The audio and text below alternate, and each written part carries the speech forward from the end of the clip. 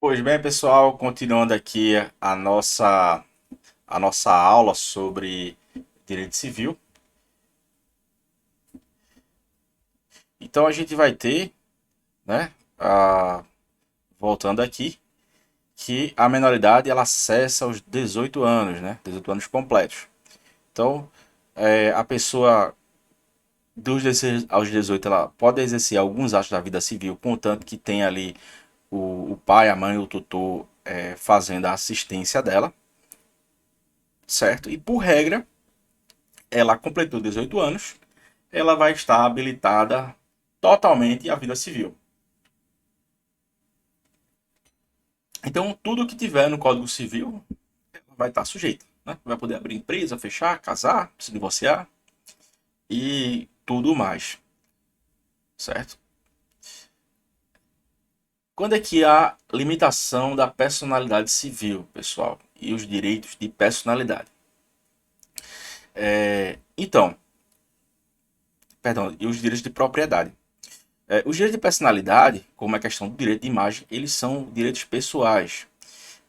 A gente diz que são direitos subjetivos e eles vão regulamentar os aspectos essenciais, relevantes da personalidade humana. Eles não possuem caráter patrimonial e são inalienáveis.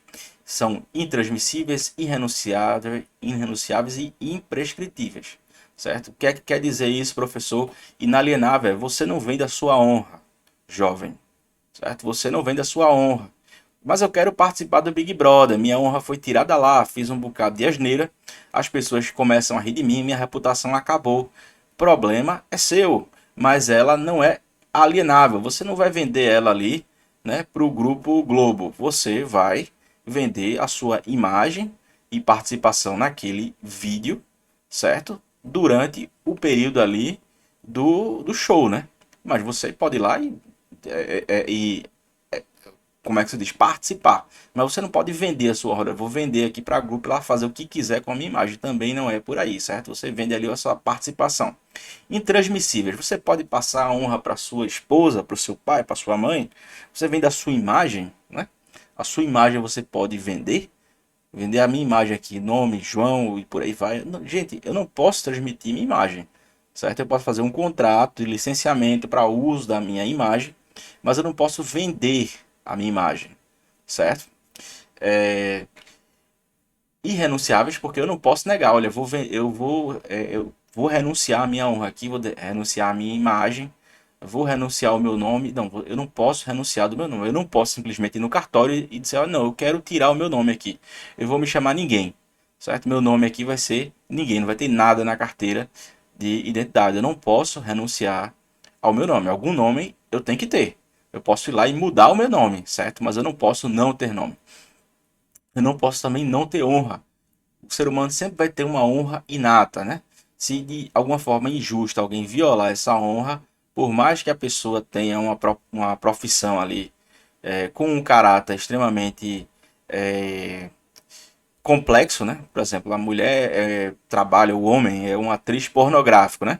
Ele vende ali a participação em filmes pornográficos, mas aquela pessoa tem determinada honra na sociedade.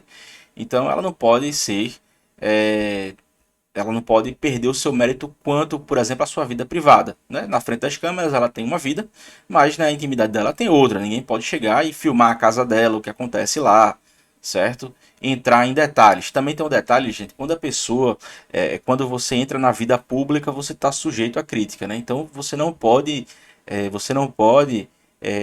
proibir que as pessoas publiquem alguma coisa sobre você, se você for uma pessoa pública. Se você for uma pessoa privada que faz questão de manter ali a sua identidade, por aí vai, você ser assediado ali por um terceiro, né, já vai entrar no que a gente chama de perseguição, né? Vai entrar no que a gente chama de stalking, que não condiz com o nosso direito civil, certo? Se você é assediado sem ser uma pessoa pública, né? A partir do momento em que a pessoa está ali na vida pública, coloca ali um YouTube público para as pessoas verem, tirarem proveito, comentarem, criticarem, daí você vai estar abrindo mão, né, de algumas nuances do seu direito. Eu estou aqui dando aula para vocês. Alguém pode fazer um vídeo de réplica, me criticar, e entretanto, essa crítica que a pessoa fez a respeito do meu trabalho, da minha pessoa, não abrange o relacionamento que eu tenho com minha família, certo? Minha relação com os meus irmãos, com meu pai, com minha mãe, nada disso vai poder estar sob escrutínio público, não vai poder estar sob crítica pública, porque não faz parte do meu trabalho. Uns anos atrás teve um reality show na MTV que falava da vida privada daquele cantor Ozzy Osbourne, que era a família Osbourne em português aqui e tal. Me lembro disso, gente. Eu já tenho, vou fazer 35, né? Então já tenho uma carreira aí de vida de cultura inútil, né? Então esse cantor aí, que era de uma banda chamada Black Sabbath, ele fez um vídeo falando da rotina dele, falando ele, a esposa, o filho, a filha, né? Comentando sobre, por exemplo, a filha foi no médico, né? Ela disse, você vai pro médico da vagina agora, né? Então conversas privadas ali que a princípio não estavam ali na carreira dele musical. Ele fez questão de colocar isso, né? Então ele duplamente, ele tinha a vida privada dele e tinha a vida musical dele, né? Então, quanto a essas questões aí que a princípio não estão no escopo do trabalho dele, ele fez questão de mostrar. Então, portanto, vão estar sujeitas a críticas, né? A imprensa e a democracia, porque a democracia significa informação. Não necessariamente essa informação precisa ser útil, né? Não precisa ser é, você não vai vendo YouTube de alguns certos canais aí de polêmica, você não vai passar no concurso público aí da NASA, né? Você vai ter uma cultura ali, né, que você está procurando, né? A pessoa está buscando Big Brother, você vai ter conhecimento ali do Big Brother, né? De repente, se for um sociólogo analisando e tal, fazer uma tese de doutorado, de mestrado, aquilo ali vai ter uma utilidade acadêmica. Mas na prática é a vida dos outros ali, né? Os romances e por aí vai, pegação, sei lá o que o pessoal faz. E tá ali, né? Vê quem quer. E aquelas pessoas se mostram porque querem e abrem vida da mão privada também porque querem, né? Esses direitos, gente, da personalidade são imprescritíveis. Então, se alguém fala mal do seu avô, né? Se alguém falar mal do seu avô, você vai poder defender a honra dele sim, certo? Olha, meu avô foi uma pessoa do bem, foi uma pessoa do mal e por aí vai, né? A não ser que seja uma pessoa pública, mas se chegar alguém gratuitamente ali falar mal ali do seu de um ascendente seu, você vai sim poder defender a honra, né, da sua família. Ele é imprescritível, certo? E se alguém te desonrou uma vez, duas vezes, três vezes, cinco vezes, 10 vezes, 20 vezes e você deixou porque achava que era brincadeira, certo? Nenhuma dessas aí vai proibir a pessoa, né, de responder criminalmente, a depender do caso, e civilmente, porque aquilo ali é imprescritível, certo? Você vai poder defender a sua honra, desde que você notifique, olha, não faça mais esse tipo de brincadeira e tal, certo? Isso é uma coisa desagradável, você está invadindo a minha privacidade, não é porque eu sou colega seu que a gente liberado para poder criticar, né? Vida privada é vida privada, gente, tá certo? Então, artigo 11 aqui do Código Civil, com exceção dos casos previstos em lei, os direitos da personalidade são intransmissíveis e irrenunciáveis, não podendo o seu exercício sofrer limitação voluntária, certo? Então, com os casos previstos em lei. Quais são os casos, gente, previstos em lei? Vai ter a lei audiovisual, é, lei de propriedade intelectual, que a gente vai ter sim um seminário aqui no nosso curso falando sobre os direitos de propriedade, marca, patente, por aí vai. Isso vai estar nos direitos de propriedade intelectual, que são conexos com o direito de personalidade. Porque se eu, João, aqui inventei determinada coisa, inventei aqui uma coisa misteriosa e tal, então eu fiz uma invenção. Aquilo ali decorreu da minha personalidade. Eu criei uma personalidade, mas eu vou poder vender minha patente.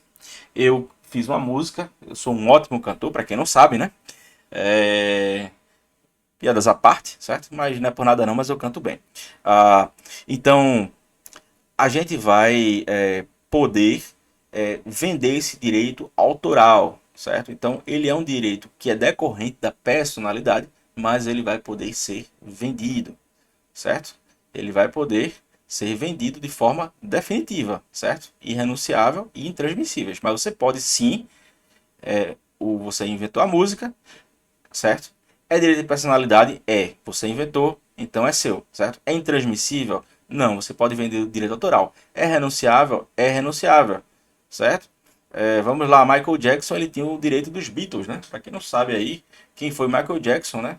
Pelo amor de Deus, todo mundo sabe, né? Mas digamos que não saiba, foi um cantor pop aí, cheio de polêmica, que ele era do Jackson 5, ele nasceu como um afro-americano, com a pele escura, né? Ele era negro, tinha o seu cabelo crespo e tal, o rosto negro. E daí ele desenvolveu uma doença chamada vitiligo e ele foi embranquecendo, né? No início da carreira, ele trabalhava no Jackson 5, ele era um cantor, muito bom por sinal. Conforme ele foi embranquecendo em razão do vitiligo, ele foi ficando mais branco e tal. E elaborou uma extensa lista de músicas, né? Mas é, não somente isso, ele comprou direito de outros músicos, que foi os Beatles, né? Foi uma banda pop aí britânica, certo? Direitos patrimoniais, gente. Como a propriedade, desde que sejam disponíveis, podem ser usados por quem possui na plenitude da capacidade civil. Então, não estou falando nem de você poder dirigir, mas você pode, se você tem um carro, uma criança pode ter um carro, gente? Pode ter um carro, certo? Pode ter um carro. Ela recebeu uma doação, nasceu, você já recebe. O problema é, a criança não pode vender o carro. Só quem pode vender é a criança, desde que os pais autorizem, né? Eles vão estar ali respondendo pelo menor, certo? Ela pode comprar um carro, pode receber uma doação milionária, pode ganhar na loteria, mas o dinheirinho vai ficar lá, certo? Vai estar na sua capacidade civil, mas ele ainda vai estar incapaz. A partir dos 18, ele vai poder vender aquele carro para quem ele quiser, vai poder dispor do dinheiro o que ele quiser. A vida é dele, ele é uma pessoa desconectada dos pais, certo? Desconectada para todos os fins patrimoniais. Para relações de família, questão de pensão, que um pai pode pedir pensão para o filho para o pai, isso aí já é um outro departamento, certo? A gente vai conversar sobre isso quando for tratar de direito de família, certo? Gente, vamos conversar aqui sobre os contratos, né? Liberdade de informação de obrigação e os seus requisitos. Pessoal, os direitos patrimoniais, eles podem ser negociados, certo? A gente já falou aqui. Então, não sendo um direito, você não pode vender sua honra, por menor que ela seja, né? Por mais que você tenha participado de um Big Brother ou de um vídeo de teor adulto, né? Da indústria adulta, você não pode vender sua honra. Entretanto, você pode vender o seu direito audiovisual sobre a sua produção, certo? Então, vamos lá. É, José ofereceu uma recompensa para quem recuperar o seu cachorrinho Shih Tzu, né? Um cachorrinho Shih Tzu da marca Shih Tzu aí de 10 mil reais aí esse cachorro, um cachorro da NASA, certo? Isso, gente, é um ato da vida civil. Ele prometeu um contrato, não é um contrato, certo? Ele não fez contrato com ninguém, ele fez um ato público de promessa de recompensa. Ele pode fazer isso, gente, prometer ali 10 mil reais? Pode, certo? Você pode fazer uma promessa pública e colocar no jornal. Se você fizer uma promessa, gente, você é obrigado a cumprir, certo? Você diz, olha, quem me trouxer aqui um lápis, eu vou dar 10 reais. Se alguém chegar lá e te der o lápis, você vai ter de pagar os 10 reais, certo? Você fez uma promessa. É um ato público, mas não é um contrato. A gente chama isso de negócio jurídico. É um negócio jurídico que não é um contrato, é um ato, certo? A validade do negócio jurídico, ele requer o que, gente? Primeiro, um agente capaz. Segundo, um objeto lícito, possível, determinado ou determinável. Forma prescrita ou não defesa em lei. Doutor, o que é isso? Professor, vamos conversar, gente. Vamos conversar aqui. Certo? Negócio jurídico aqui, você está preso. Está preso. Você foi preso, né? Pela sua determinação em fazer um negócio jurídico. Agente capaz. O que é agente capaz aqui? A gente falou sobre capacidade, certo? Se a gente fala de agente capaz, a gente está falando em capacidade. Uma criança, ela pode fechar um contrato? Não pode, gente. Não pode fechar um contrato, certo? Entretanto, ele em sendo maior de idade ou maior de 16 desde que assistido ou emancipado, isso é considerado um agente capaz. Você vai poder fazer um negócio jurídico, vai poder prometer R$ 4.000 para quem pegou o seu cachorrinho, o seu gato ali que fugiu. Se você for uma pessoa jurídica, você precisa ser um gerente, tem que ter poder de gerência. Por isso que a gente fala em ingerência, você está, certo? Enxerindo, você está ingerindo, né, os negócios da minha pessoa. Então não cometa ingerência na minha empresa, porque a minha empresa é minha empresa. E eu não vou me ingerir para a sua, né? Porque só o gerente que pode gerir, só ele pode dispor dos poderes. A gente tem a expressão plenipotenciário, tudo junto. Plenipotenciário, ele tem o poder pleno de poder negociar pela empresa. Objeto lícito possível, determinável ou indeterminável, certo? A gente não pode fazer uma compra e venda de drogas. Entretanto, caso essa venda seja lícita, um exemplo, uma indústria que vende remédio psicotrópico, ele vende diazepam, vende Gardenal.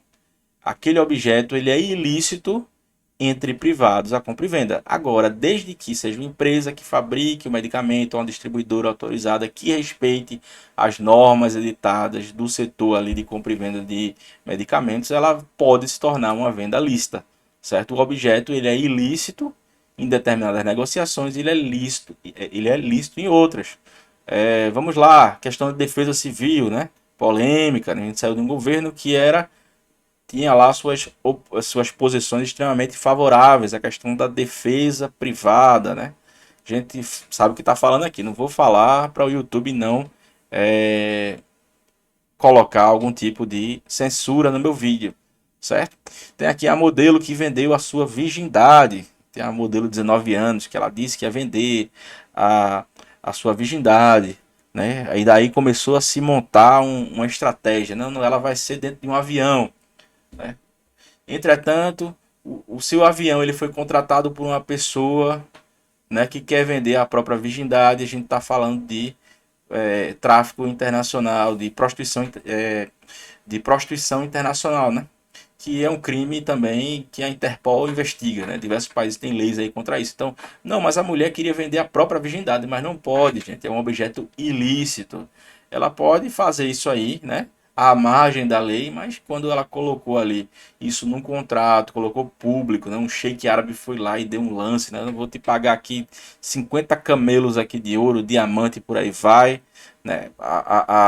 Mas isso não deixa de ser um crime, né? Um crime internacional aí que diversos países criminalizam, né? Não pode ser objeto, gente, não pode ser objeto, certo? A pessoa que vende drogas. Agora, drogas de forma ilícita, como eu falei aqui, né? Então, a pessoa ali tá uma pessoa que é traficante, está ali é, na sua boca de fumo ali, né, no seu recinto, ele comete um ato, ele não pode vender, ele pode até fazer um contrato dizendo que vendeu tantos quilos de entorpecente, entretanto, se a pessoa não pagar, ele não vai poder chegar no juiz. Doutor, olha, eu vendi aqui por lei, certo? Eu vendi aqui por lei 10 toneladas de cocaína, eu quero que você vá lá e execute o rapaz que não pagou a minha droga. É, isso já não acontece na indústria farmacêutica. A indústria vai vender um carregamento de diazepam. Se o distribuidor, ou então o hospital, ou então o cliente não pagar, né? Aí ele vai poder chegar no juiz e dizer: olha, isso aqui é um carregamento de droga, mas é droga lícita, tudo de acordo com a legislação, então o objeto ele passa a ser lícito, certo? Então o judiciário ele não pode nem julgar um tipo de causa dessa, porque se trata de um pedido impossível, se o objeto for ilícito. Vamos lá, pessoal. E o que é objeto possível? É o objeto que existe. Então, uma determinada seita evangélica estava vendendo terreno no céu. O pessoal estava vendendo terreno na lua. Gente, o céu existe? Depende. Para algumas religiões sim, para outras não. Mas na prática, você tem como executar o céu, tem como tirar o céu. Se a pessoa não te paga, te prometeu o céu e não fez, ó, prometeu o céu para minha avó, e ele não me deu o recibo, certo? E minha avó morreu e eu quero a comprovação de que ela chegou no terreno no céu. A pessoa não vai ter como comprovar isso, certo? Ela não tem uma linha direta ligada com o além, né? Ninguém vai poder vender um terreno na Lua. Primeiro que a Lua ela está fora da esfera terrestre. Segundo é que o Brasil não tem nem jurisdição na Lua, né? Você não pode vender aqui no Brasil um terreno da Dinamarca num cartório brasileiro. Você vende o terreno da Dinamarca no cartório da Dinamarca e na legislação dinamarquesa, né? O Brasil não tem nem jurisdição sobre isso. Então, para todos os efeitos no direito brasileiro, ele é impossível, certo? Ele é impossível porque o direito ele não alcança aquele tipo de compra e venda. E tendo que ser existente de forma, vamos lá, pessoal, imanente, não transcendente. Por isso que a aula passada foi interessante. Se você não viu a diferença entre imanência e transcendência, aqui é um bom local, uma aplicação concreta do que a gente falou isso. O direito, ele é eminentemente imanente, certo? A gente teve uma decisão, umas décadas atrás, no STF, em que uma pessoa processou o pai dela porque o pai não amava. O ministro falou, né? Olha, você tem até direito à indenização pela falta de atenção que seu pai lhe deu. Você deveria ter tido algum tipo de criação, né? Entretanto, eu não posso obrigar seu pai a te amar. Isso aí está fora da alçada judiciária, porque é uma questão transcendente, certo? Isso não é exequível. O que é que não é exequível? Não é executável. O juiz não pode obrigar alguém a amar, certo? Não pode ir lá na lua e demarcar um terreno. Você não pode entrar com uso capião. Todo dia eu olho a lua, utilizo aquela lua como se fosse minha. Não, está fora da jurisdição do Brasil, é impossível para o nosso direito, certo? Determinado. O que é determinado, gente? Determinado é um conceito imanente, né? Imanente significa uma coisa que está delimitada. Se eu vendo uma cabeça de gado, se eu vendo aqui um animal, certo? O animal joca é o boi reprodutor e mimosa é a vaca leiteira, né? Eu estou vendendo dois bois ali determinados. Ele foi determinável por quantidade, né? Quantidade, olha, um boi macho, outro fêmea, e qualidade. O que é qualidade, né? Qualidade é uma coisa que qualifique. Então, se o boi tem nome, se ele é premiado, se onde é que o boi está, se ele está bem de saúde, tudo isso vai se aplicar à questão de qualidade. Determinável. Uma coisa pode ser determinada ou determinável. O que é determinável? O boi macho e o boi fêmea. São duas cabeças de gado. Então eu quero comprar dois bois premiados na festa do boi de Pernambuco. Vai ter a festa do boi, onde são leiloados bois premiados. Eu quero dois bois premiados, desde que seja na classificação entre primeiro e décimo. Então, eu estou determinando uma coisa, mas eu não posso escolher o boi. É a pessoa que vai me pagar. Olha, toma aqui, esse boi foi aprovado em terceiro e esse boi aqui foi aprovado em sétimo. Tá aí uma compra que é determinável, porque eu quero dois bois, certo? Ela tem uma qualidade, porque tem que ser aqueles bois ali com aquelas qualificações, certo? Tal e tal raça, então tal e tal produtor. Uma compra de safra.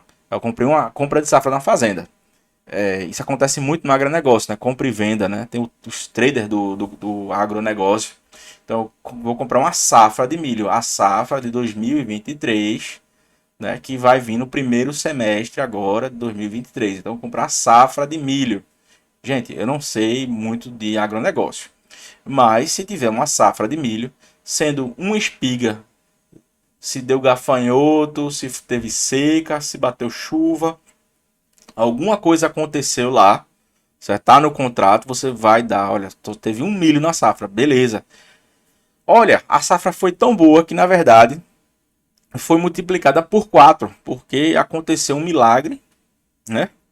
Um milagre aqui e a safra foi uma super safra.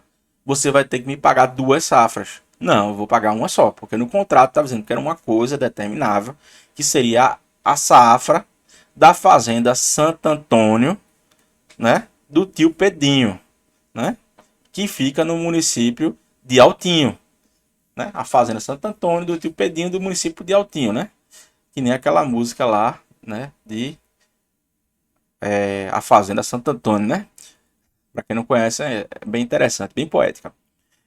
Então a fazenda Santo Antônio produziu uma safra de milho. Aquela safra foi negociada e ela é determinável, certo? Forma prescrita ou não defesa em lei.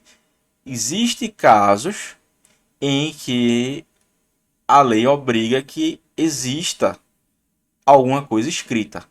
Você comprou e vendeu um imóvel a partir de 30 salários mínimos, não pode fazer contrato de gaveta.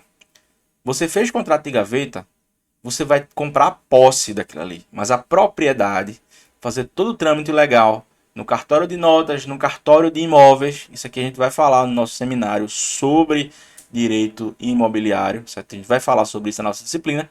Então, nesse cartório de notas, você vai registrar a compra e venda e no segundo você vai averbar no cartório de imóveis. Passou pelo primeiro, passou pelo segundo, parabéns, o imóvel é seu. Vai estar com o seu nome na matrícula do imóvel, certo? É um contrato que tem a sua solenidade. O casamento também. Você não casa por papel passado, certo? Ah, passei aqui, ou melhor, você casa por papel passado, né? Porque passado significa passou pela burocracia, né? Você não casa ali, salvo alguns casamentos específicos e tal, casamento celebrado em navio, casamento num culpativo, que é quando a pessoa está morrendo e aí você junta ali as testemunhas, né? Para comprovar que o último suspiro da pessoa ele quis ali casar com aquela pessoa, tirando essas hipóteses ali que requerem um contrato e são muito, mas muito específicas e muito interessantes. Ele deve, por regra, passar no cartório, né, de pessoas físicas para você dizer ali que duas pessoas são casadas perante a lei, né? E passando aqui, gente, a gente falou sobre capacidade civil, falamos sobre os bens. Agora a gente vai falar, perdão, a gente falou sobre os negócios jurídicos, sobre os contratos, certo? Sobre o que é que o negócio jurídico ele exige. Agora a gente vai falar sobre os bens. O que é que são os bens? Bens imóveis. São bens imóveis tudo do solo e tudo quanto lhe incorporar, natural ou artificialmente. O que é que significa bem imóvel? É tudo que está no solo. Ah, eu comprei uma casa no contrato de gaveta, mas eu não tenho uma propriedade, certo? Mas aquilo continua sendo bem imóvel. É um bem imóvel, mas ele não é seu, né? Você pode ter até a posse dele, mas você não vai ter a propriedade. Mas você comprou a posse e aquilo é um bem imóvel sim, gente. Independente de estar registrado ou não em cartório, vai ser considerado um bem. Natural ou artificialmente. Uma coisa é um terreno baldio, outra coisa é um pomar de laranjas e outra coisa é um prédio. Mas os três têm o que em comum? Eles são imóveis, certo? Considera-se imóveis para efeitos legais, né? O que é para efeitos legais? Isso não é necessariamente um bem, porque um bem imóvel é o que está no solo, é o prédio, é o pomar, é o terreno baldio, certo? Agora, os direitos reais sobre os imóveis e as ações que os asseguram. Então, a pessoa comprou um imóvel financiado, certo? Comprou um imóvel financiado e vai ter uma alienação fiduciária. Comprou um carro fiado no banco. Aquele imóvel, certo? É aquele direito que você sobre o bem, que o banco tem, de alienação fiduciária, de leasing, certo? Tudo isso é considerado imóvel para efeito da lei e deve estar no cartório de imóveis. O direito à sucessão aberta. Gente, sucessão aberta. O que é sucessão aberta? O seu vovozinho morreu e você tem para receber, né, R$ 1 milhão. Agora esse 1 milhão, gente, tá encrencado. Você tem ali 20 imóveis, tudo isso vai ter que passar por avaliação, vai ter de passar por todo o trâmite ali que vai demorar, né, 5 anos, porque o cara tem bem até na Pomerana, né, no meio da Alemanha ali, no perto da Prússia, do lado da Valáquia. Então vai ter um trabalhão para conseguir esse bem desse sujeito. Mas você fez as suas contas aqui, olha, eu acho que vai dar 1 milhão aqui, né? Porque o coroa lá tinha muito filho, né? Então, se ele tinha 20 imóveis lá, deve ter 50 milhões aí em bem, aproximadamente aqui vai dar 1 milhão para mim. O coroa já morreu, certo? Por quê? Gente, gente viva não pode vender herança. Quem vende herança é quem já tem um inventário aberto. Por isso que fala aqui, sucessão aberta, certo? Enquanto você está vivo, você não pode fazer contrato sobre a sua herança, certo? É uma questão que a lei proíbe. A lei brasileira proíbe, você vender a sua herança. Mas seu vovozinho morreu, você vai receber daqui a 10, 20 anos. Você faz as suas contas, diz, olha, eu estou vendendo a herança do meu avô aqui. Vou vender a herança do meu avô por 100 mil reais. Porque eu quero pegar esse dinheiro aqui, quero comprar meu carrinho de cachorro quente e montar meu império aqui do dogão. Você pode fazer isso? Pode. Você vai no cartório, vende o direito de herança do seu avô. É possível você fazer isso, certo? E é considerado imóvel. Não perdem o caráter de imóveis. As edificações que, separadas do solo, mas conservando sua unidade, forem removidas do local. É possível mover um prédio de um lugar para o outro, né? Na internet vocês acham isso aí. Você tem uma casa lá, um negócio gigante lá, né? Um veículo gigante que é um prédio. Isso aqui é um prédio, gente mora lá dentro. Aquilo ali é considerado um bem imóvel. Os materiais provisoriamente separados de um prédio para nele se reempregarem.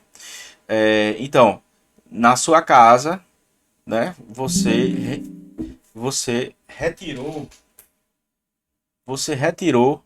muito das armações de metal, né, muitas das armações de metal que faziam parte lá das colunas de sustentação, porque você vai mover a casa de um lado para o outro, então vai reconstruir, vai reformar, aquilo tudo é considerado imóvel, certo, gente? E são protegidos ali pela lei imobiliária. Então, você vai ter a sua proteção jurídica. São móveis os bens suscetíveis de movimento próprio ou de remoção por força alheia, sem alteração da substância ou da destinação econômica social. São móveis os bens suscetíveis de movimento próprio. O que é um móvel de movimento próprio? Os semoventes. O que é um semovente? É um animal. O animal se move. Meu gato é um bem móvel, né? É um bem móvel. Um animal é um bem imóvel. Por mais capitalista que isso pareça. Porque ele é um animal semovente, ou seja, ele se move. Remoção por força alheia. Então, um carro, qualquer coisa que você consiga mover sem alteração da substância, ele é considerado um bem. Então, se eu pego esse livro daqui e movimento para cá, esse bem aqui vai ser considerado um bem móvel, porque a substância dele não se altera, né? Ele não vai deixar de ser um livro se eu tirar do ponto A para o ponto B. São imóveis para efeitos legais, por equiparação. A energia, se você mover ela de um lugar para o outro, ela vai perder a substância, né? Ela vai se dissipar. Entretanto, as energias que têm um valor econômico, então daí vem a energia eólica, isso está em discussão, certo? Mas vamos lá. A energia eólica, a força d'água, certo? Você tem um riacho que passa na sua propriedade, aquilo é considerado uma energia. A energia elétrica. Então, isso é considerado um bem móvel, certo? Os direitos reais sobre objetos móveis e as ações correspondentes. O que é um objeto móvel, gente? Vamos lá. Objeto móvel. A gente está falando aqui de bolsa de valores, né? Comitê, um comitê de valores imobiliários, né? Como a CVM. A CVM, ela coordena aí, ela vai dar a legalidade na compra e venda aí de ações, né? As ações são consideradas objetos móveis, por isso que se fala em direitos mobiliários, né? E as ações correspondentes. Os direitos pessoais de caráter patrimonial e suas respectivas ações. Materiais destinados à construção, enquanto não forem empregados, conservam sua qualidade de imóveis. Readquirem essa qualidade provenientes da demolição de algum prédio. Ah, dos contratos. Vamos lá, a gente falou já sobre o que, gente? Falou sobre a pessoa, falou sobre a capacidade, negócio jurídico, falou sobre os bens. A gente vai falar sobre contrato. Vem do latim contracto, que significa tratar, né? Vende esse carro, tratar com João, né? Tô vendendo meu carro. Não, não tô não. Eu já vendi carro, mas não esse que eu atualmente tenho. Mas digamos que eu queira, né? eu vou ter de fazer um contrato, vou ter de tratar com alguém. Você não faz um contrato consigo mesmo e nem faz um contrato com todo mundo, né? O que você faz é um ato. Olha, o meu cachorro fugiu, eu coloco aqui, faço um ato, certo? Faço um ato e esse ato vai ser um negócio jurídico. Agora, se eu quiser vender o carro para José, eu tenho de fazer um contrato com ele. O contrato não precisa ser escrito, ele pode ser verbal. A maioria dos contratos são verbais. Me dê uma lata de Coca-Cola. Me dê um suco, né?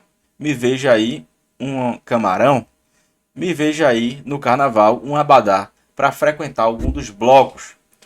Isso tudo vai ser contrato. A maioria são contratos verbais. Você tem indícios do contrato. Você tem o abadá. Você tem a suposta a suposta pretensão de ir no bloco, certo? Você tem um acordo de vontades que visa criar, modificar ou extinguir um direito. Você faz um acordo que visa criar. Você criou um direito. Eu perdi meu direito, mas fulaninho criou um direito dele, né? Modificou o quê? A titularidade do bem. Modificar direitos. Se eu faço um contrato de casamento, eu deixo de ser solteiro, modifico o meu estado civil e sou casado. Extinguir o direito. Caso alguém resolva resolva contratar alguém para demolir uma casa, ele extinguiu um direito, né? Ele extinguiu um direito imobiliário. Você tinha um imóvel, certo? Você passou ali a marreta na casa, você extinguiu um direito. A pessoa acabou, se divorciou, acabou o casamento. Pronto, extinguiu o direito de casamento, certo? O contrato ele deve ser de mútuo consenso entre duas ou mais pessoas. Como eu falei, ninguém faz contrato consigo mesmo. O que se faz é o ato, né? É, o contrato, independente da espécie, é caracterizado como um negócio jurídico. Ele é um negócio jurídico, assim como o ato, e trata de gerar obrigações. E ele tem três princípios. Vamos lá, gente, os três princípios do contrato aqui. Primeiro é a autonomia das vontades. Cada um trata do próprio interesse. Se a pessoa quer casar, uma pessoa entra com a beleza e outra pessoa entra com o dinheiro, né? Calma lá, gente, não está falando desse tipo de interesse. A gente está falando do interesse que cada um quer da própria vida, certo? Olha, eu quero gastar meu dinheiro todo em farra. Problema é meu, né? Eu decidi gastar meu dinheiro, eu tenho vontade. Eu fui lá e gastei meu dinheiro em farra, certo? Eu tenho autonomia. Eu sei que um contrato vai ser muito desvantajoso para minha empresa, mas eu quero fazer porque eu gostaria de entrar no mercado imobiliário. Esse mercado imobiliário que você entra, mesmo tendo revés ali em alguns exercícios financeiros. Olha, eu estou com dinheiro para queimar, então vou abrir imobiliário aqui, vou começar perdendo durante os 3 anos aqui, vou tirar do meu bolso para abrir uma empresa, mas algum dia eu vou recuperar esse dinheiro. Então você fez um contrato com alguém, com um corretor, com quem quisesse para abrir uma corretora e você teve total autonomia da sua vontade. Então, quando você fecha o negócio, principalmente você que está como gerente, você deve considerar os benefícios e o risco do seu negócio, porque o juiz, quando ele olha para a sua propriedade, ele presume que você já ponderou esses riscos. Lá na frente, você não vai poder chegar e dizer, né? Tava lá, eu e meu irmão, minha mãe pediu, João, você gostaria de uma camisa ou de uma bermuda, né? Você escolhe primeiro, o seu irmão escolhe depois. Não, eu vou pegar a camisa. Meu irmão escolheu a bermuda.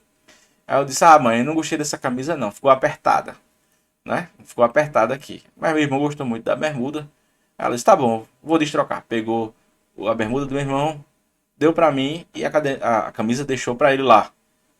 Funcionou? Ah, funcionou, né? Mas meu irmão ficou com raiva. Ah, eu queria ficar com essa bermuda é muito boa, já tenho camisa demais aqui.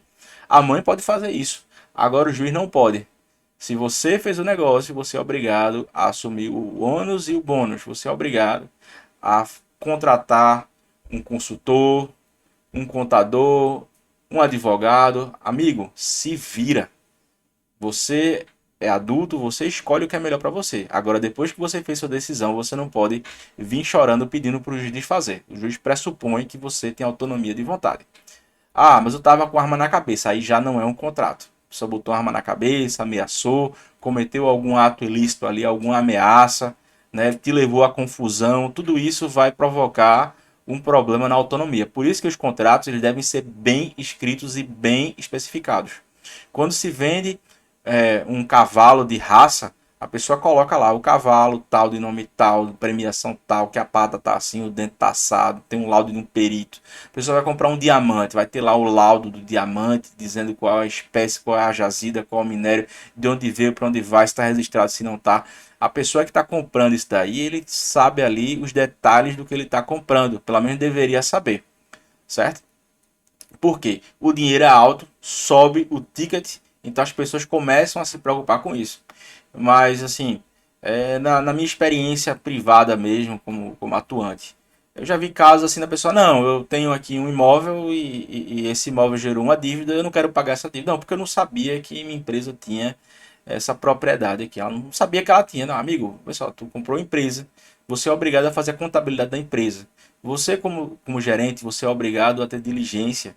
Você precisa ver em todos os cartórios de Protege se a empresa tem dívida, consultar SPC, Serasa. Será que minha empresa tem imóvel? Vai lá, puxa certidão centenária de todos os cartórios de imóveis para ver se tem imóvel, para ver se o imóvel está ocupado, se está devendo condomínio, IPTU, certo? Você abriu empresa, você deve verificar todos os detalhes da sua negociação. Supremacia da ordem pública, né? O contrato não deve causar dano à ordem pública. Vamos lá, um sheik árabe veio ao Brasil, tem duas esposas e ele é casado com as duas. Quando ele chega no Brasil, as duas esposas lá vão no cartório e vão apostilar. O que é apostilar, gente?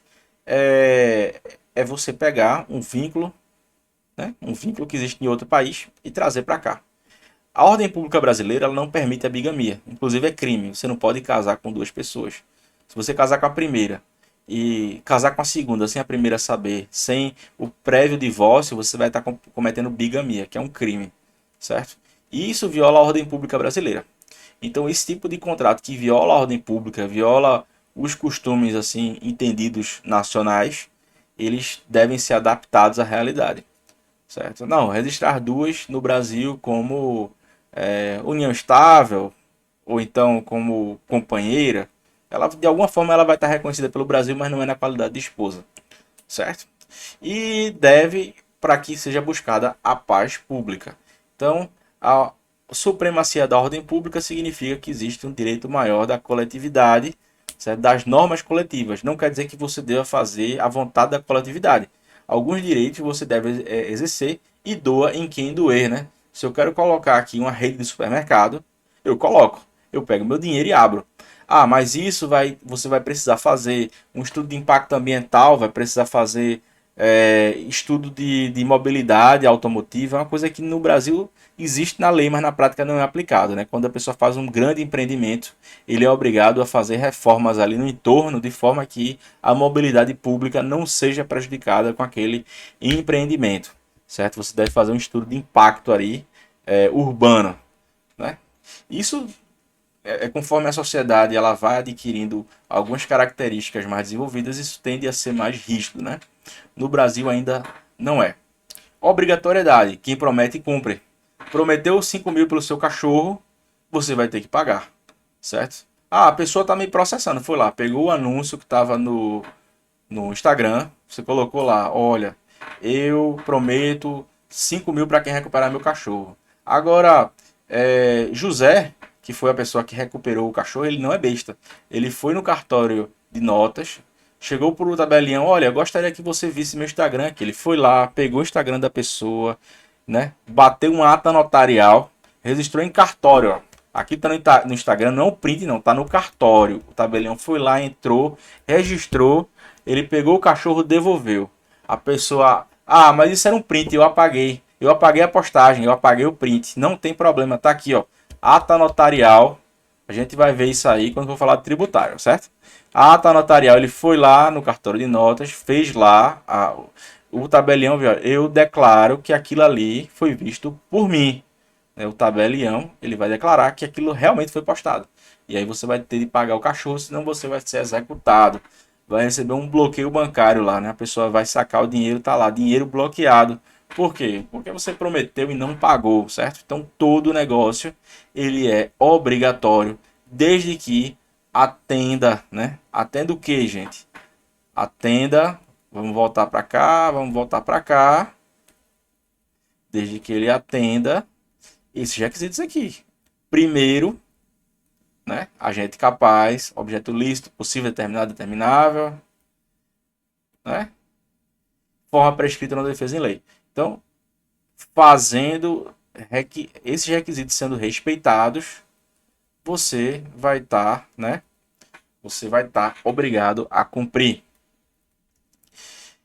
Com a finalidade de atualizar a nossa legislação, isso aqui é muito importante para esse nosso curso que é voltado para contador, administrador, gerente, né? Para você que não vai ser advogado, mas você precisa saber direito, né?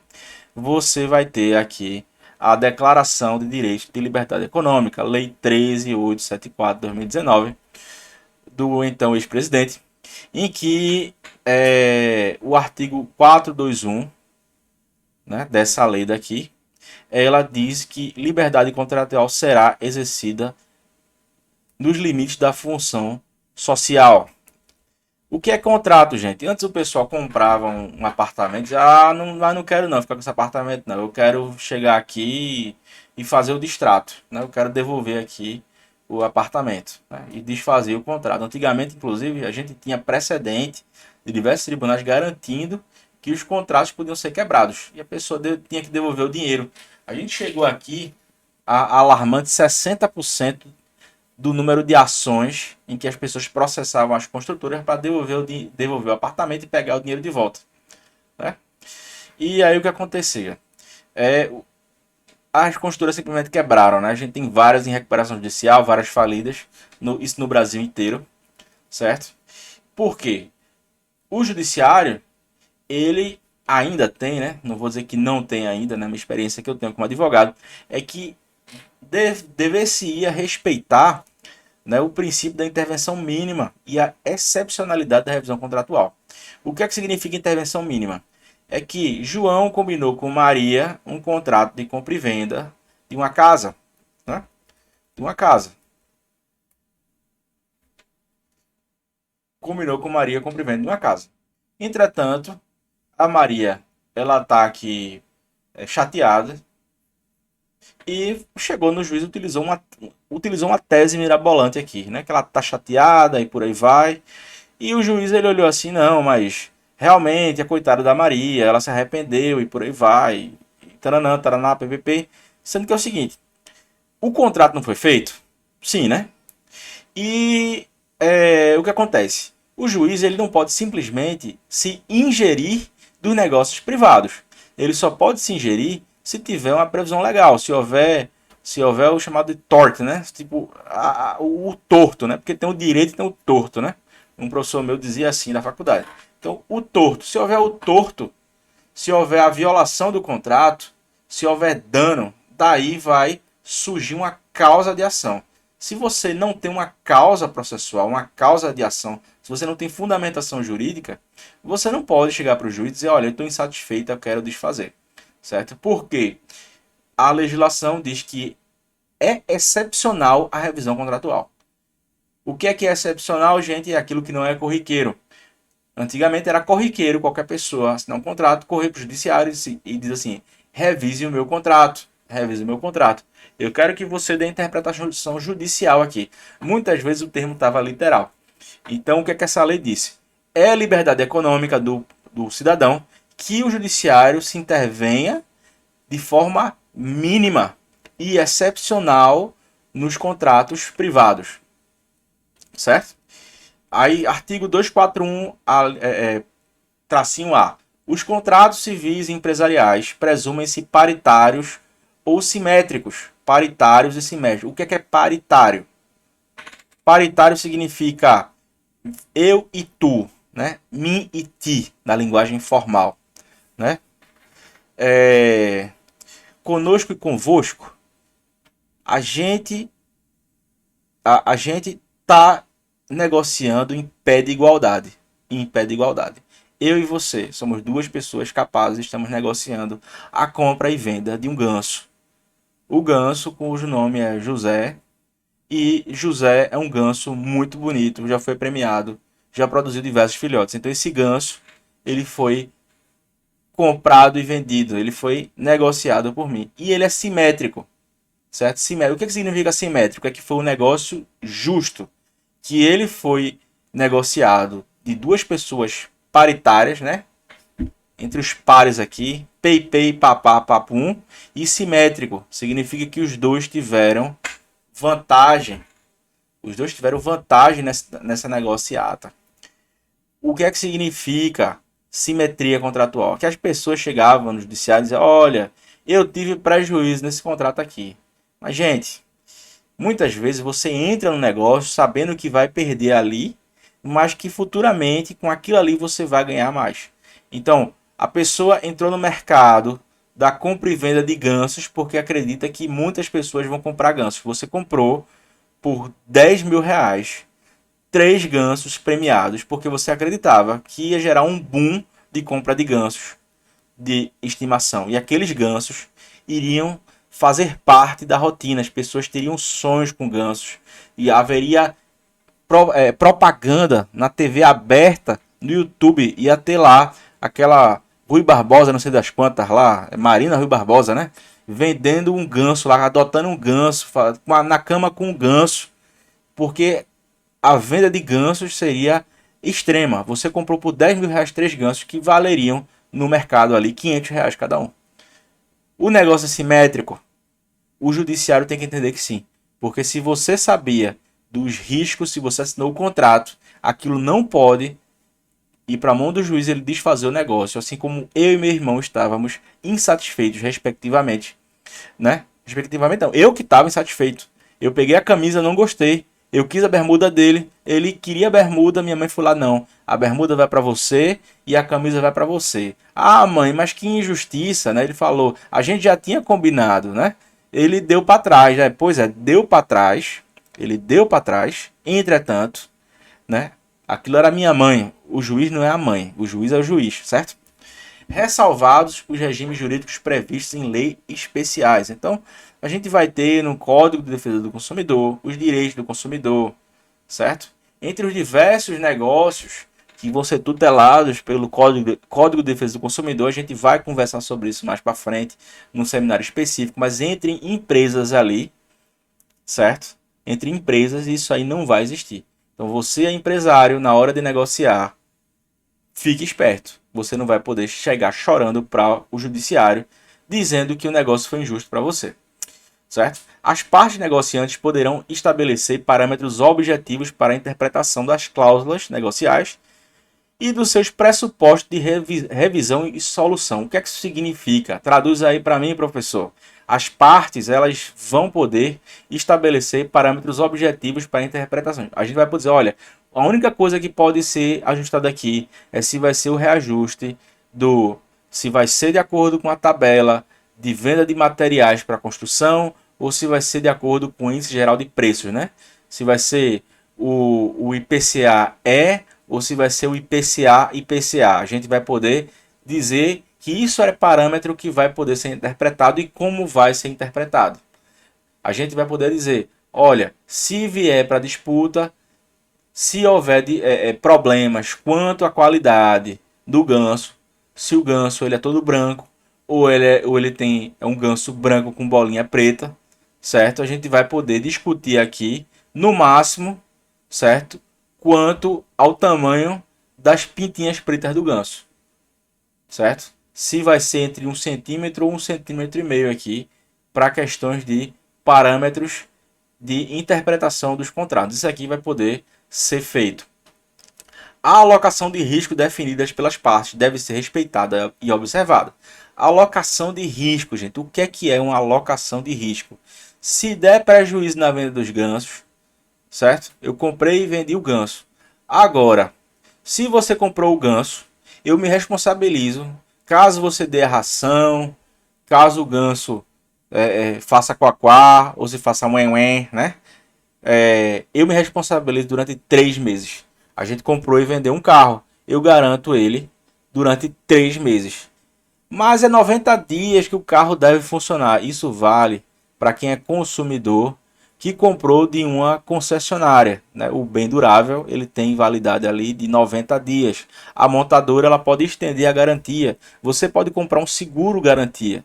Agora, se você é pessoa privada que comprou um carro através de um corretor de carro entre duas empresas, você não vai poder dizer ali que é uma relação de consumo. Porque se existe um corretor, o corretor ele existe para mediar uma relação que não é comercial, certo? Ou então a gente fez uma compra paritária. Eu vendi para você um carro, né? Um carro não, um abacaxi. Comprei e vendi um abacaxi. Esse abacaxi aqui eu garanto por 3 meses. Passou de 3 meses, eu já não garanto mais. E se der erro, olha, eu comprei e vendi o carro aqui. Vamos fazer um negócio? Eu garanto esse carro aqui. E se ele quebrar, eu te dou 5 mil reais aqui para você gastar como quiser. Certo? Gasta como quiser. Se você quiser, você conserta o carro. Se você quiser, você vende esse carro quebrado mesmo e fica com dinheiro. Ou então você pega esse dinheiro e conserta lá. Eu disse, olha, talvez aqui o freio dê problema. Eu garanto 5 mil reais aqui, se der problema. Se der problema, vai ser 5 mil. Isso é um tipo de alocação de risco que pode ser feita entre empresas. Gente, isso aqui não vale para consumidor. Certo? Isso aqui é relação entre empresas.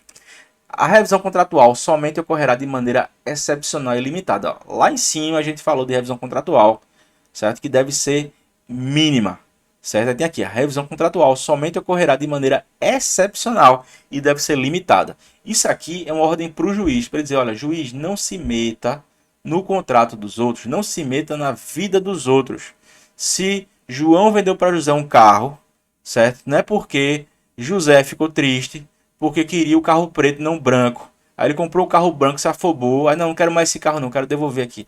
O juiz não pode se meter, é a vida privada. Então isso deve ser excepcional. Se uma empresa comprou e vendeu 3 gansos para uma outra empresa que vai reproduzir os gansos e vender, porque todo mundo resolver comprar ganso, ela está especulando, certo? Se você comprou um cavalo premiado, né, um garanhão, um cavalo custa R$ 1.000, você comprou um garanhão por 5. A pessoa que está comprando, a empresa que está comprando, ela já sabe que o cavalo não vale 5 mil. 5 mil é o preço inflado do cavalo. Porque outras pessoas deram um lance no carro, olha, no cavalo, olha, eu dou 3 mil aqui, não, fulano, eu cubro, eu dou 5 mil no cavalo aqui. Aí o outro, não, eu não cubro não, pode ficar com o cavalo. Pronto, aí o cara foi lá, pagou 5 mil danado do cavalo e levou o cavalo. O cavalo não vale 5 mil, o ganso não vale 10 mil, o ganso vale 500 reais ali. Né? Mas eu preferi comprar aquilo ali. Então, essa é a decisão. A pessoa que é adulta, ela toma responsabilidade pelos seus próprios erros. Depois não pode ir chorando para o judiciário dizer que não leu o contrato, certo? Então, atualmente a pessoa que deseja celebrar um contrato, porque celebrar, gente, celebrar não é felicidade, não. Celebração significa negócio, certo? Deseja celebrar, tá ali celebrando um contrato, né? Celebração do casamento, porque o casamento é um contrato, celebra um contrato, porque não é um contrato, certo? Então, deve pensar 2 vezes, pois a recente modificação direcionou as pessoas envolvidas no contrato como plenamente capazes. Então, se você, meu filho, comprou, você é inteligente, viu? Você entende o risco, entende o benefício do contrato e o juiz não pode estar se metendo nisso, porque isso é negócio de pessoa capaz e uma vez que a pessoa é capaz, ela deve cumprir a palavra. Não existe em contratar um advogado da área empresarial para te orientar, pois o judiciário tem ficado cada vez mais distante dos contratos, como é para ser. O juiz ele não é parte, o juiz está no meio, certo? Quem convence o juiz é o autor e o réu. O juiz ele não pode tomar, certo? Eu sou tão extremo com isso que eu acho que o juiz nem pergunta devia fazer na audiência. Porque se o juiz é determinado da prova e a própria parte não quer produzir prova, problema é dela. Entendeu? Cabe à parte provar. Eu vou a esse extremo de dizer que o juiz não deveria fazer isso. Mas a gente sabe que o Brasil tem seus temperos e por aí vai, certo? Mas se a pessoa não produz prova, e paciência, né? As regras gerais para a formação do contrato é o que a gente já mencionou lá em cima, certo? O objeto possível, determinado, e por aí vai. Deve ser solene quando é exigido, se tiver escritura, e por aí vai. Vamos lá, o contrato pode ser verbal ou escrito, certo? O fato do contrato estar apalavrado, né, tá prometido ali, né, ele deve ser cumprido mesmo assim.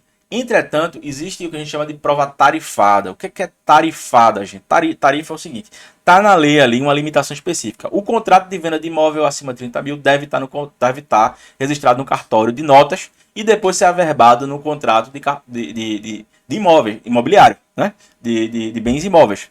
Tá lá. Você deve pegar o contrato, coloca nas notas, manda para o cartório de imóveis, vai estar seu nome lá. Isso é uma prova o quê? Tarifada. Tá lá. Entretanto, o artigo 227 do Código Civil ele diz o seguinte: que antigamente era possível você comprovar o valor ali, né? Até 10 salários mínimos você chamava uma testemunha, diz assim: olha, a Maria está me devendo R$ 1.000, né?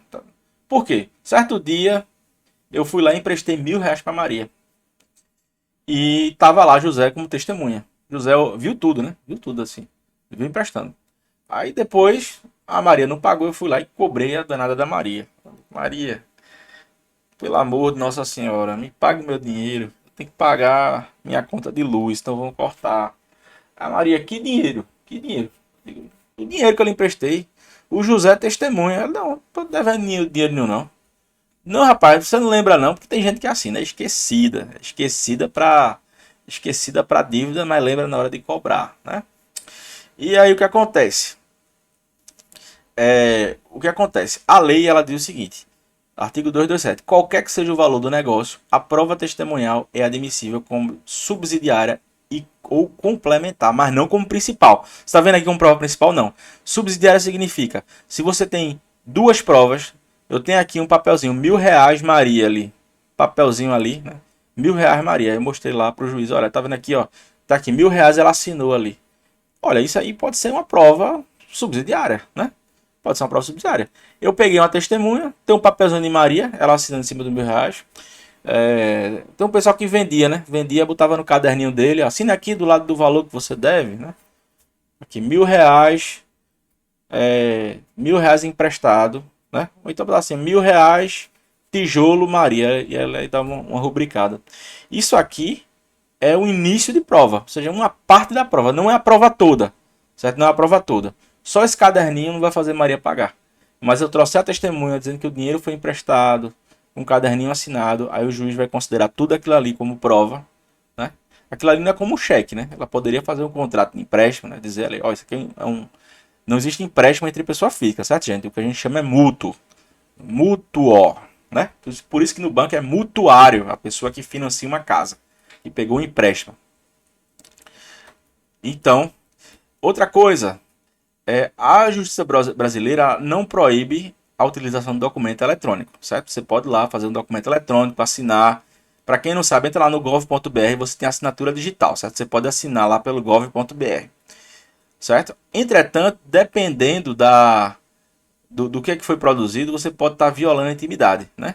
E daí, não é interessante que você utilize o WhatsApp como meio de prova. Entretanto, você pode ir no tabelião, vai no cartório de notas, ele vai atestar, o tabelião vai pegar seu telefone e vai ver, ó, o telefone de João aqui, 10102020. Ele viu lá, eu confirmo que entrei no WhatsApp, referente ao usuário do telefone 10102020. E ele estava no chat com Maria, né? Maria do 9922-2222, né? E João disse, tá bom, eu te empresto R$ 1.000. Ela, tá certo, passa aqui para deixar o dinheiro. Ele foi lá, pegou o que no WhatsApp, transcreveu para nota. Aí o que aconteceu? Eu fui para a justiça. Aí Maria disse, oxe, isso aí não vale nada não, eu mudei meu número aqui, ó. Isso aí não é mais no WhatsApp não. Entretanto, né? Entretanto, eu que não sou besta, na hora de fazer o contrato, eu disse, Maria, faz o seguinte, tira uma foto tua com o jornal do dia assim, né? O jornal do dia. Tua cara, teu rosto, teu RG assim, com o jornal do dia e manda pra mim, né? Pra deixar tudo ali mais amarradinho. Aí o tabelião ainda vai colocar, inclusive Maria tirou uma foto do jornal do dia 16 de fevereiro de 2023, né? Dizendo que ia pagar, né? Dizendo que ia pagar. Aí Maria vai dizer, não, mas essa foto é antiga. Não, essa foto foi tirada no dia 16. Estava com o jornal do dia 16, é porque foi dali para frente, né? E Maria disse que não ia pagar, né? Disse que ia pagar no outro mês, eu fui lá e paguei, né? Então, Maria ali, ela tirou a foto com o jornal, ou seja, aquela foto não é antiga, é do dia 16 para frente. Tem lá o negócio dela lá. Ela mandou um áudio, inclusive, o tabelião foi lá descrever o áudio, e tem lá tudo provado na ata notarial, que serve como prova, e aquilo ali vale, certo? Tipos de contrato. A gente tem os contratos típicos, que é o que está no Código Civil, e tem os contratos atípicos, né? Por exemplo, o contrato típico, compra e venda, aluguel, por aí vai, certo? A gente tem aqui locação residencial, está na lei do inquilinato, mas é considerado um contrato típico, porque existe uma lei falando daquele contrato. Empreitada, mandato, prestação de serviço, entre outros. Agora existem os contratos atípicos, principalmente no mercado de tecnologia. Você tem os contratos lá que envolvem direito de imagem, com não sei o que lá, com fabricação de software e por aí vai. Tudo isso são contratos atípicos, né? Que eles estão ali, né? Por exemplo, a gente tem um contrato que não tem tipificação, que é tipo assim, olha, eu vou fazer aqui eu te dou um imóvel e tu me dá um apartamento, né? Mas assim, o prédio, ele não tem CNPJ. Simplesmente tu fez um rolo com a empresa, fez lá no cartório de notas, né? Foi lá, tô aqui cedendo, fazendo uma permuta da minha casa pela futura edificação que a construtora tal vai fazer. Aí fui lá, peguei esse cartório, levei no cartório de imóveis, registrei lá, aí tá lá. A partir daquele momento eu deixei de ser o proprietário, a propriedade passou a ser a construtora, e aquela construtora algum dia vai fazer um CNPJ, vai construir o imóvel, vai construir o imóvel e vai fazer um registro no cartório de imóveis. Então, junto da matrícula do imóvel, vai ter todas as casinhas que foram vendidas para a construtora, vão estar sendo transformadas num novo imóvel, que vai ser o prédio, certo? Deu para entender?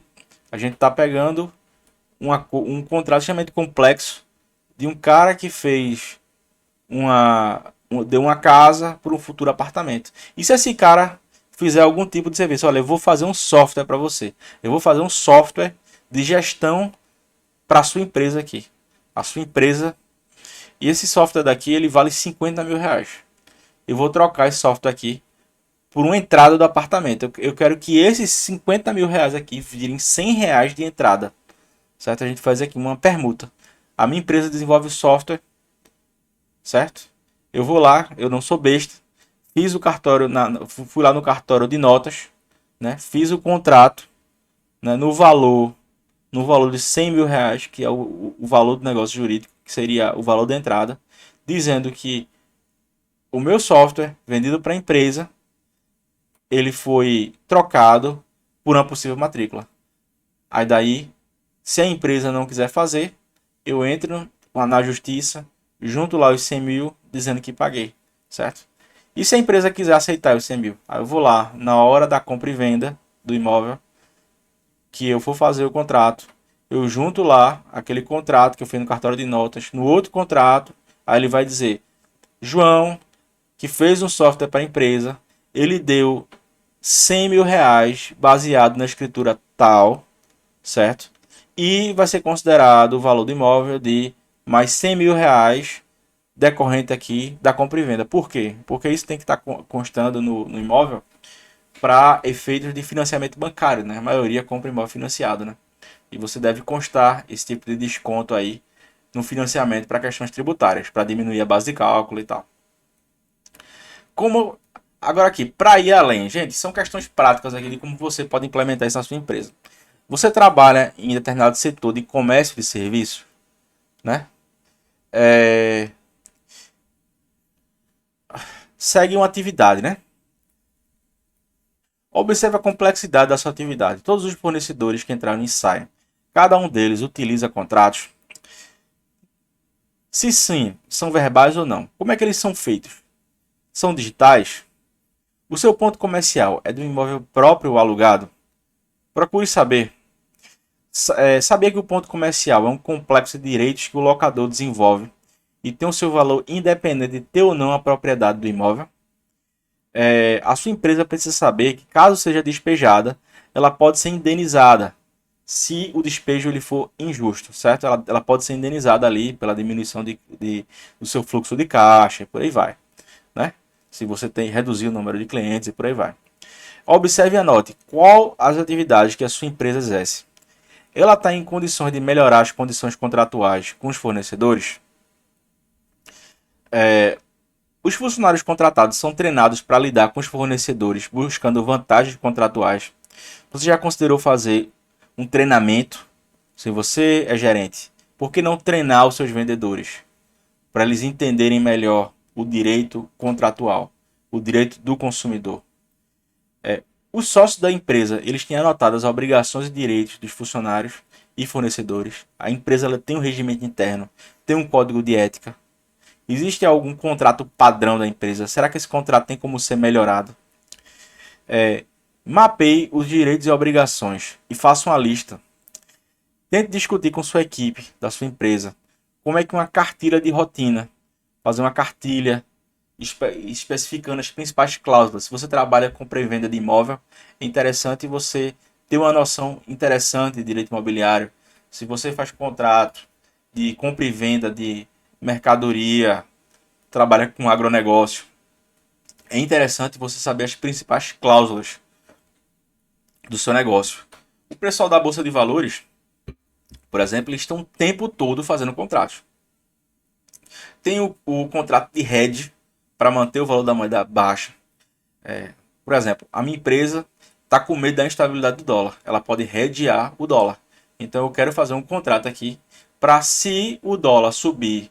O dólar está a R$ 5 agora. Digamos que até 5,50 minha atividade ela fica lucrativa. Certo? Tá legal, fica lucrativa. Eu posso hedgear essa compra. Eu vou lá, faço o contrato de hedges. Se o dólar subir acima de 5,50, o banco ele vai cobrir esse valor aqui, né? Vai cobrir esse valor aqui para que o fique ali em 5,50, certo? É possível você fazer isso. É possível você fazer um contrato de swap cambiário, um contrato de compra e venda de ação, pode fazer uma recompra de ação. O tempo todo o mercado financeiro ele está negociando. Na vida civil a gente sempre está negociando. Então busque entender o tipo de contrato que você tem e como você pode, através desses contratos, melhorar a atividade da empresa. Beleza, pessoal?